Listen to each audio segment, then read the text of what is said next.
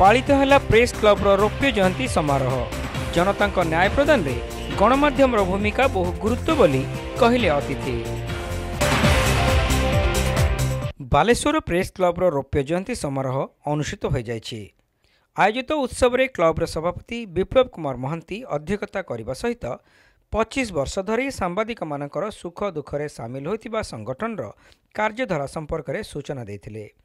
आपण जानते press club इतिहास 1998 में क्लब आरंभ करछु एवं एथिदा हम तक बहुत घात प्रति आज क्लब को उन्नत कर चलीछु एबे पत्ते यूनिवर्सिटी काम चलीछु उन्नत कर काम चलीछि। आपण समस्त सहयोग रे प्रति वर्ष जनवरी प्रथम सप्ताह रे एठाने वार्षिक उत्सव आयोजन करि आसुछु। एबे समस्त सहयोग रे हम रिप्रेजेंट उत्सव पालन करछु। आगामी दिन हम समस्त अनुरूप सहयोग कामना करछु प्रेस को उन्नति पई एवं बालेश्वर सांबादिक मानकर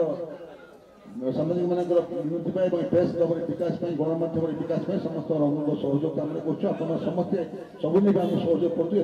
राज्य शासक दलर उपमुख्य सचेतक तथा रेमुणा विधायक गोविंद चंद्र दास, सदर विधायक मानस कुमार दत्त, नीलगिरी विधायक संतोष कुमार खटुआ, जिला परिषद सभापति नारायण प्रधान, जिलापाल सूर्यवंशी मयूर विकास, आईपीएस प्रोबेशनर अर्चिता मित्तल, पूर्वतन विधायक जीवन प्रदीप दास, स्वरूप दास, सुदर्शन जेना, शिल्पोद्योगी संजय कुमार दास, शिबू पोदार प्रमुख अतिथि भाव जोगदे जनता मानकु न्याय प्रदान में गणमाध्यम भूमिका एवं सांबादिक मानकर गुरु दायित्व संपर्क में आलोचना करथिले। अनुरोध कले माननीय जिलापाल विप्लव भाई मुझे अनुरोध करी सदर विधायक जदि यही जो प्रेस क्लब आज 25 वर्ष पूर्ण होती मुझे अनुरोध करी कलेक्टर को ये प्रेस क्लब को आउ डिजाइन करके कम कर अनुरोध करी सदर विधायक महोदय को आम प्रेस क्लब को अनुदान गवर्नमेंट फंड देकर जो 25 वर्ष आम समस्त आगामी 50 वर्ष पूर्व 100 वर्ष पूर्व प्रभु जगन्नाथ समस्त को आग को नियंतु।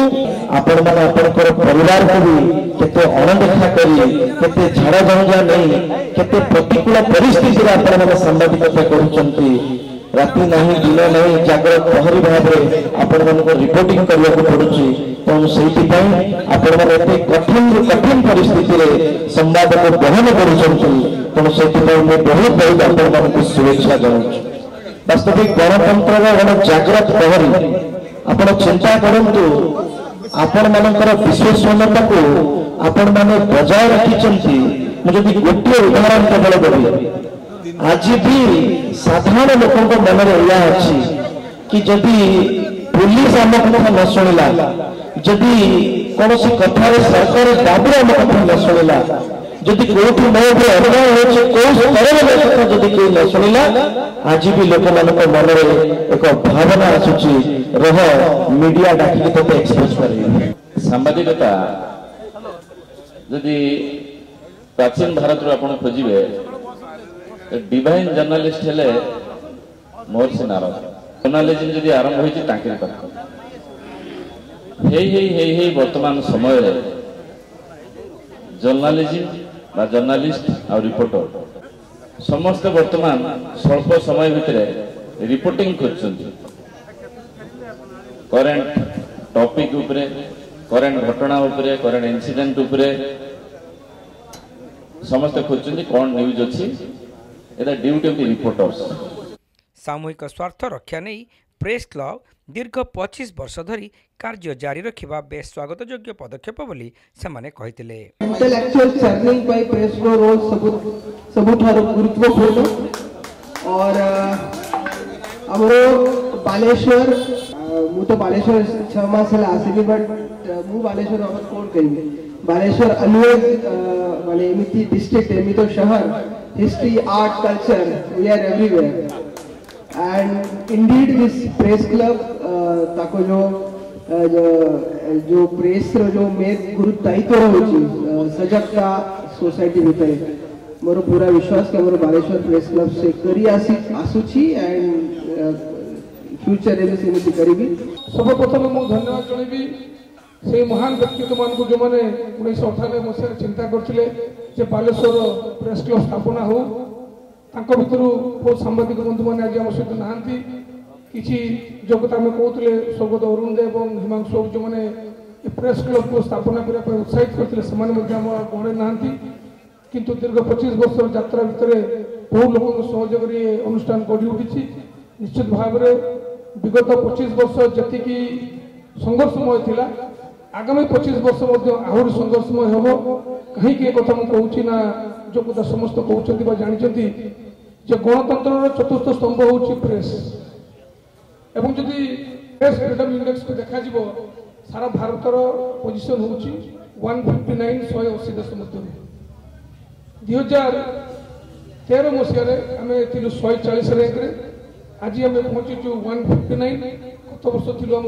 161 तो ये जो चैलेंजेस अच्छे आम पाखे जो जो घटना नहीं जो कथा नहीं आज प्रेस वालों को फ्रीडम दे पार्नु मंतव्य देवाई बुझा समय आस जो परित्यक्त अवस्था थिला सेतेबेले जिलापाल आज रेलवे मंत्री जे माने कही ऑर्डर करते प्रेस क्लब हम एवं मोर पूज्य दादा स्वर्गत अरुण दा एवं पूज्य हिमांशु बाबू आम गहण नथिले भी तांकर उत्साहित करने सांबादिक मानक एभली कर्तव्य थिला प्रति नवा वर्ष डिसेम्बर 31 तारिख हवा पूर्व एटी बंधु मिलन आयोजन करते जो मैंने अनेक अनेक धन्यवाद दूसरी शुभेच्छा दूसरी हार्दिक अभिनंदन जनाऊँगी गोटे कथा गणतंत्र चतुर्थ स्तंभ जितेबाला ए 25 वर्ष बालेश्वर एक इतिहास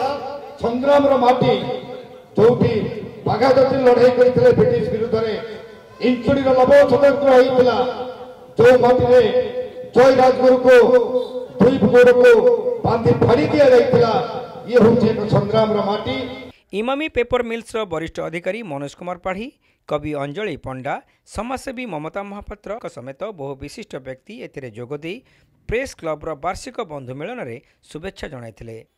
एही अवसर रे क्लब्र रौप्य जयंती मुखपत्र माध्यम को अतिथि माने उन्मोचन करथिले। क्लब्र उपसभापति अधीप जेना मंच आमंत्रण करथिबा बेले रतिकांत पात्र अतिथि परिचय प्रदान करथिले। कार्यकारी सभापति रंजन कुमार बाग स्वागत अभिभाषण रखिथिबा सह क्लब्र 25 वर्षर इतिहास संपर्क में सूचना देथिले। बालेश्वर प्रेस क्लब ओडिशार एक सबुठारु पुराना प्रेस क्लब मध्य अन्यतम सेतो एकजुट होई कार्य करछु 25 वर्ष भीतर आज जो सब रौप्य जयंती समारोह करछु तार से एक उदाहरण आमे समस्त मिलित भाव में कार्यक्रम करिछु। ଏହି ଅବସରରେ ବରିଷ୍ଠ ସାମ୍ବାଦିକ ହେମନ୍ତ ରାଉତ ଏବଂ ମାନସ କୁମାର ବିଶ୍ୱାଳଙ୍କୁ ସମ୍ବର୍ଦ୍ଧିତ କରାଯାଇଥିଲା। ସେହିଭଳି କ୍ଲବ ପକ୍ଷରୁ ଆୟୋଜିତ ବ୍ୟାଡମିଣ୍ଟନ ପ୍ରତିଯୋଗିତାରେ ଚମ୍ପିୟନ ରନର୍ସ ଅପ୍ ଟିମ୍କୁ ଟ୍ରଫି ସହ ଅର୍ଥରାଶି ପ୍ରଦାନ କରାଯାଇଥିଲା। ସଭା ପରେ ସାଂସ୍କୃତିକ କାର୍ଯ୍ୟକ୍ରମରେ ଶିଶୁ କଳାକାରଙ୍କର ପ୍ରଦର୍ଶନ ସମସ୍ତଙ୍କ ମନକୁ ଛୁଇଁ ପାରିଥିଲା। ସାଂସ୍କୃତିକ କାର୍ଯ୍ୟକ୍ରମକୁ ଗୋବିନ୍ଦ ରାଠି ପରିଚାଳନା କରିଥିବା ବେଳେ କ୍ଲବର କୋଷାଧ୍ୟକ୍ଷ ସପନ ବିଶ୍ୱାଳ ସମସ୍ତଙ୍କୁ ଧନ୍ୟବାଦ ଅର୍ପଣ କରିଥିଲେ। क्लब्र साधारण संपादक राजकिशोर बेहेरा वरिष्ठ सदस्य हिमांशु दास बांचानिधि दे आशुतोष मल्लिक हैदर खान शेख नजीम प्रसन्नजित आस लाभा पांडे करुणाकर साहू अजित मुखर्जी रमणी रंजन दास कार्यक्रम परिचालन में सक्रिय सहयोग करथिले।